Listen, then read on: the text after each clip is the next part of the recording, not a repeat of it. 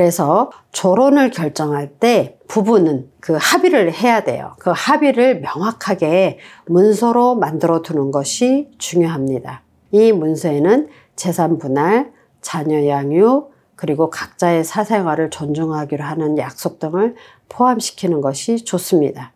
졸혼 합의서에 각자의 새로운 파트너에 대해 인정하고 사생활에 대해 간섭하거나 외도를 문제 삼지 않는다는 합의를 반드시 포함시켜 두신다면 나중에 이러한 외도의 문제가 생길 경우 위자료 소송에서 중요한 증거가 될 수 있습니다. 안녕하세요. 임경숙 변호사입니다. 중년 이후에 부부 사이에 서로에 대한 애정도 좀 식은 것 같고, 그렇다고 뭐 이혼까지 할 것까지는 없고, 그렇다면 그 대안으로 졸혼을 선택하시는 분들이 요즘 꽤 있습니다. 졸혼이란 부부가 법적으로 이혼은 하지 않고 따로 생활을 하는 것을 말합니다.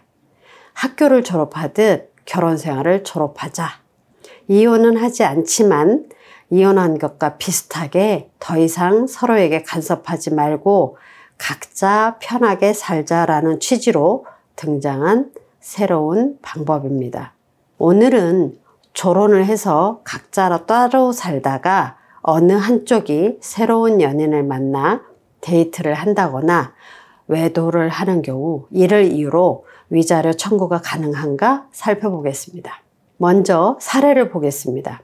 60대 부부 갑과 을은 졸혼을 했습니다. 자녀들이 모두 결혼에 독립하자마자 부부는 각자의 인생을 살자고 합의했습니다. 이들은 같은 아파트 옆동에 살면서 명절이나 가족 행사를 함께 챙겼습니다. 아내 을은 남편 갑집에 수시로 드나들면서 반찬을 만들어다 주기도 했고, 갑은 을 집에 문제가 생길 때마다 가서 도와주었습니다. 이렇게 편안하고 순탄한 졸혼 생활을 하다가 어느 날 갑에게 새로운 연인 병이 생겼습니다. 갑은 수시로 병과 데이트하느라 점점 을을 멀리했고 결국 을에게 우리 이제 그만 이혼하자라고 통보를 했습니다. 그런데 을은 이혼하고 싶은 마음이 없었습니다. 그래서 을은 갑에게 유책 사유가 있다고 하면서 이혼 청구를 받아들일 수 없다고 했습니다. 그러자 갑이 아니 우리는 이미 졸혼해서 따로 사는 사이고 이혼하고 서류만 정리하면 되는데 왜 그러느냐라고 말을 했습니다. 이럴 때 갑의 이혼 요구가 받아들여질까요? 물론 합의 이혼을 하면 됩니다. 그런데 을이 이혼에 동의하지 않기 때문에 재판상 이혼으로 갈 수밖에 없습니다. 그러면 재판상의 이혼일 경우 치열한 쟁점이 됩니다. 여러분들은 어떻게 생각하십니까? 일단 먼저 졸혼은 법적으로 정의된 용어가 아닙니다. 이혼은 혼인 관계를 완전히 끝내는 것이고 별거는 혼인을 유지한 채 따로 사는 것입니다. 졸혼은 별거에 포함이 된다고 볼 수 있습니다. 그래서 졸혼은 이혼처럼 법적인 절차를 거치지 않고 부부가 서로 합의하에 별도로 생활하는 걸 말합니다. 따라서 졸혼 상태에서는 법적으로 여전히 결혼 상태로 간주가 됩니다. 일반적으로 결혼한 상태에서 외도는 민법에서 배우자에 대한 충실의무 위반으로 간주되어 이혼 사유가 되기도 하고 이혼은 안 하더라도 상간자 소송의 대상이 됩니다. 그래서 법적으로 졸혼이라는 제도를 인정하지 않는 상태에서 외도는 법적으로 다루기가 좀 복잡해질 수 있습니다. 졸혼은 법적으로 인정되는 상태가 아니기 때문에 졸혼 중에 발생하는 외도는 여전히 법적인 결혼 상태가 유지되는 과정에서 발생한 부정행위로 간주가 됩니다.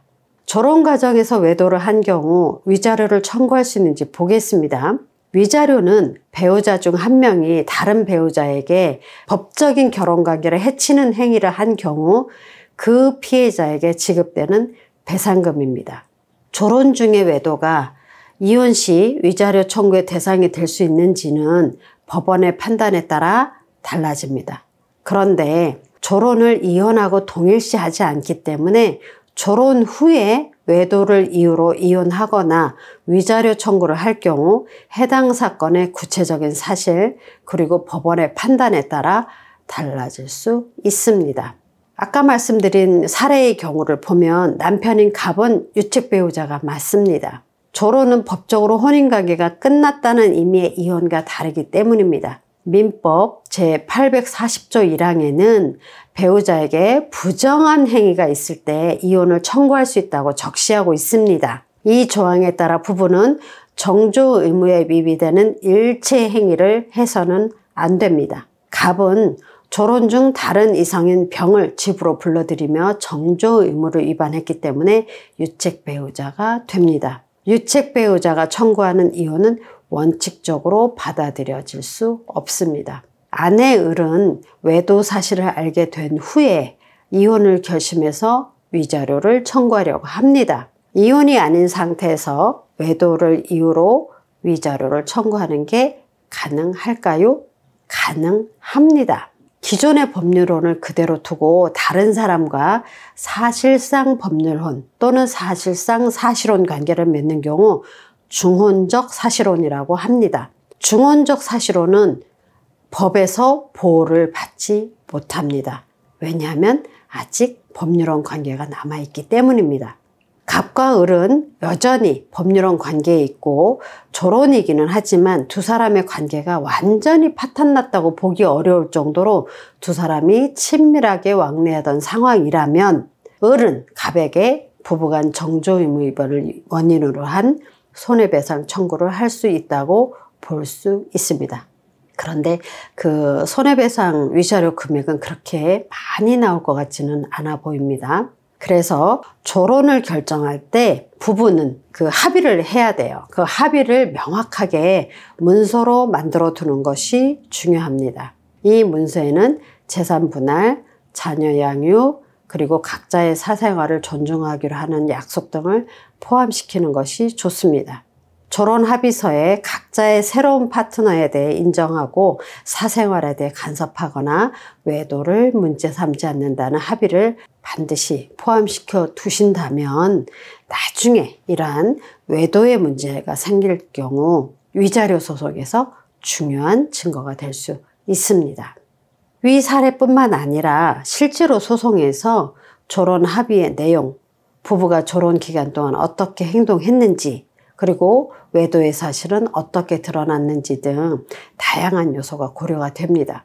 법원은 이러한 사실들을 종합적으로 판단을 해서 외도가 위자료 지급의 사유가 되는지를 결정을 합니다. 일률적으로 조론 후 외도가 위자료 대상이 된다, 안 된다 라고 확정적으로 말씀드리기는 어렵습니다. 왜냐하면 개별적인 사안에 따라 위자료 대상이 될 수도 있고 위자료 대상이 아닐 수도 있습니다.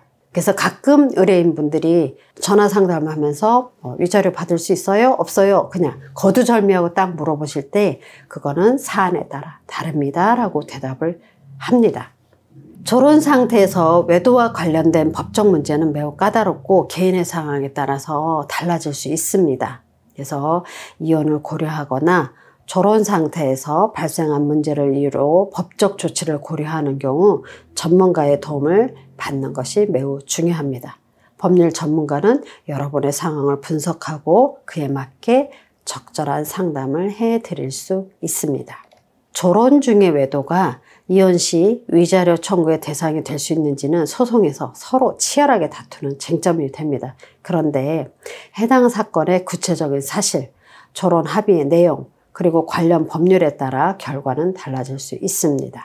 조론을 고려하거나 이미 조론 상태인 경우 법적 분쟁을 피하기 위해서는 명확한 합의를 문서화하는 것이 중요하고 문제가 발생했을 때는 언제라도 상담을 받으시기 바랍니다.